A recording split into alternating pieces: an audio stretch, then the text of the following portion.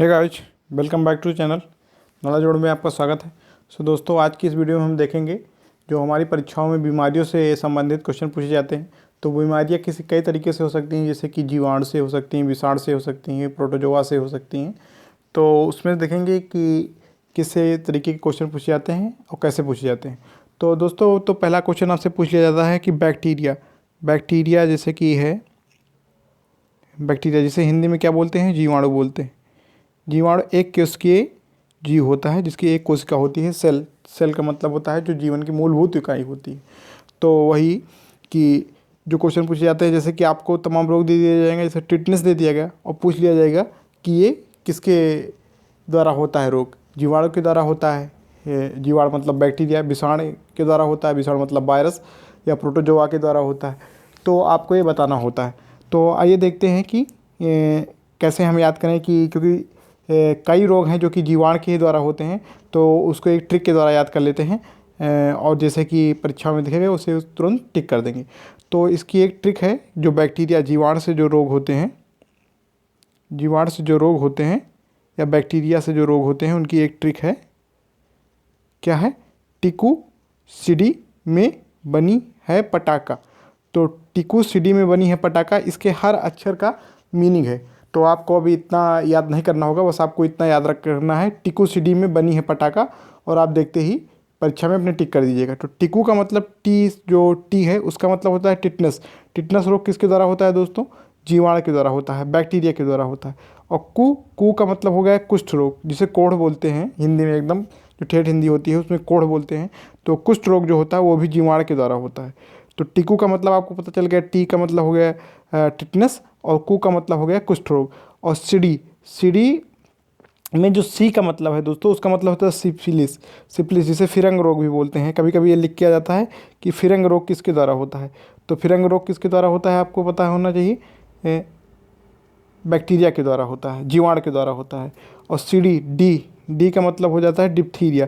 तो आपको option question ऐसा रहेगा, डिप्थीरिया किसके द्वारा होता है? तो उसमें ऑप्शन रहेंगे कि जीवाणु, विषाणु, प्रोटोजोआ और तमाम तरह के वाहक होते हैं उसके द्वारा।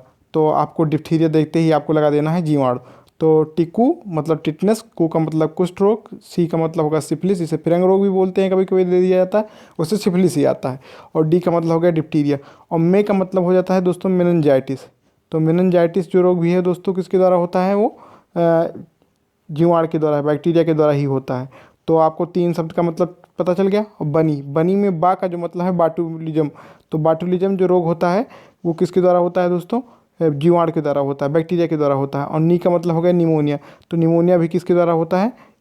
वो जीवाणु के द्वारा होता है। तो बाटुलिज्म जो दो एक रोग आप देख रहे होंगे, तो इसको कभी कभी ऐसे लिख के दिया जाता है, भोजन विषाक्तता। तो इसका हिंदी नाम होता है भोजन विषाक्तता।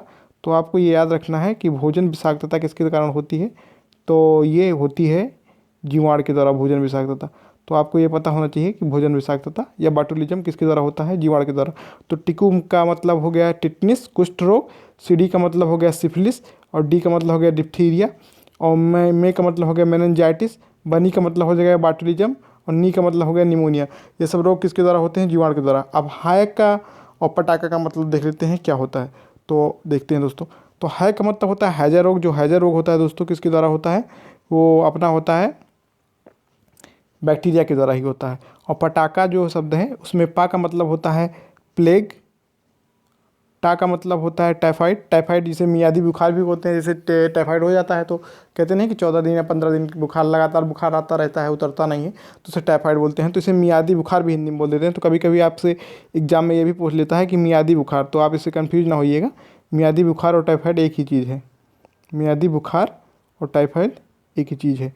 तो प्लेग, टाइफाइड और का मतलब होता है काली खांसी।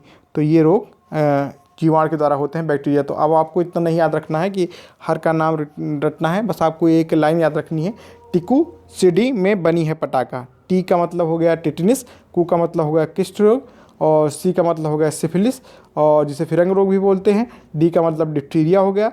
और मे का मतलब हो गया मेनिनजाइटिस। और बा का मतलब हो जाएगा बाटुलिज्म, जिसे भोजन विषाक्तता भी बोलते हैं। और ना का मतलब हो जाएगा निमोनिया। हा का मतलब हो जाएगा हैजा। पटाखा में पा का मतलब हो जाएगा प्लेग। टा का मतलब हो जाएगा टाइफाइड। और का मतलब हो जाएगा काली खांसी। तो आपको ये याद रखना है, बहुत ही 2-3 बार इसे रिमेंबर कीजिए। और जो CHSL का एग्ज़ाम आ रहा है, ग्रुप डी का एग्ज़ाम आ रहा है और NTPC CB2 का एग्ज़ाम आ रहा है, CGL का एग्ज़ाम आ रहा है, जितने भी एग्ज़ाम आते हैं उसमें से ये क्वेश्चन एक रहेगा ही रहेगा। तो मैं आगे की वीडियो में आपको विषाणु से जो रोग होते हैं, वायरस से, उनकी भी एक ट्रिक और प्रोटोजोआ से जो रोग होते हैं उनकी भी एक ट्रिक दे दूंगा। तो आप के जो ये डिजीजेस से क्वेश्चन पूछे जाते हैं वो आपकी मुट्ठी में रहेंगे। तो इस वीडियो को अपने दोस्तों के साथ शेयर कीजिए और दोस्तों वीडियो देखने के बाद लाइक कर दीजिए यार दोस्तों, शेयर कर दीजिए। So thank you for watching this video.